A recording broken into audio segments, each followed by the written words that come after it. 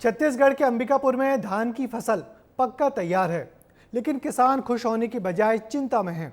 उनको डर है कि जंगली हाथी खेतों में पहुंचकर इन फसलों को नुकसान ना पहुंचा दें।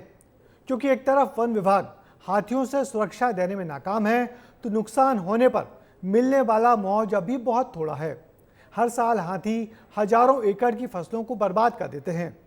देखिए हाथियों के उत्पात और किसानों की चिंता को दिखाती हमारी एक खास रिपोर्ट।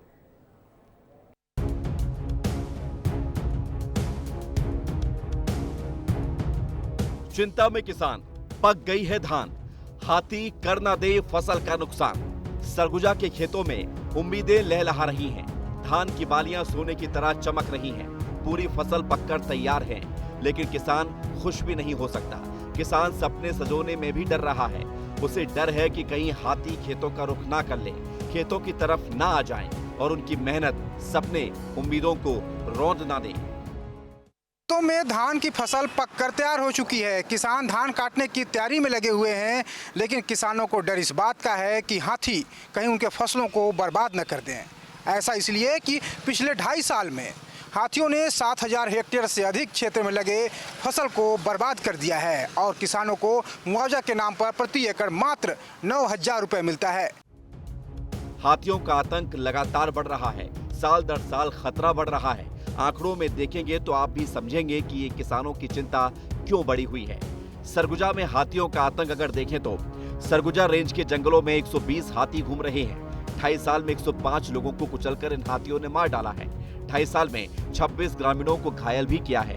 2022 से लेकर अब तक 7,578 हेक्टेयर में फसलों को नुकसान भी पहुंचाया है।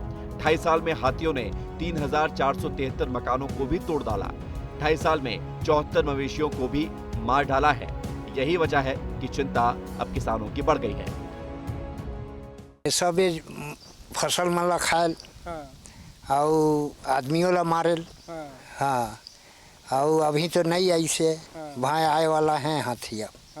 हाँ, बहुत परेशानी होती है। अभी तो ठंडा है, तो ठंडा का समय में आ जाही तो हमन कहाँ जब लेके छुआ लेके और धान मला भी खा दे। और हमार तो जमीन जगह भी ज्यादा नहीं है और खा दे तो ही तो हमारा आधा ऐसा है। वन विभाग नुकसान का मुआवजा पीड़ित किसानों को देता है, लेकिन ये ऊंट के मुंह में जीरे के बराबर है। इतना मुआवजा काफी नहीं है, क्योंकि 2.5 साल में कुल 25 करोड़ 45 लाख रुपए का मुआवजा दिया गया। प्रति एकड़ दिया जाता है 9,000 रुपए का मुआवजा। 1 एकड़ में होता है 20 क्विंटल धान का उत्पादन। तो आप समझिए कि किसानों की 20 क्विंटल धान करीब 62,000 रुपए में बिकती है और 9,000 का मुआवजा ऊंट के मुंह में जीरे के बराबर है। और विशेषज्ञ ये भी मानते हैं कि ये मुआवजा कम है। यही वजह है कि किसान फसलों को बचाने के लिए अपने साथ साथ हाथियों की जिंदगी से खेल जाते हैं। सरगुजा में जब धान पककर तैयार होता है तो किसानों को सबसे अधिक जो डर सताता है वो हाथियों का सताता है। तरीके से हाथियों से डर लगता है। बहुत डर लगता है, काहे कि हम उन लोग को भागने में भी मुश्किल लगता है, कहते जाने में भी दिक्कत लगता है। और यहाँ पर भाई कहाँ पर भागेंगे झटपट। तो फसल को कितना नुकसान करते हैं हाथी लोग? नुकसान तो बहुत करते हैं। मुआवजा कुछ मिलता है, कुछ पैसा? हाँ, कुछ काचो मिलता है। कितना मिला था मुआवजा? वो तो मैं नहीं जानता हूँ, लेकिन कहते घर में मिला था। इधर वन विभाग हाथियों के उत्पात को रोकने में नाकाम नजर आ रहा है। ना तो किसानों को नुकसान से बचा पा रहे हैं, ना ही हाथियों की जिंदगी को सुरक्षित कर पा रहे हैं। वन विभाग के अधिकारियों का कहना है कि उनके हाथियों से बचाने के लिए लोगों को जागरूक किया जा रहा है।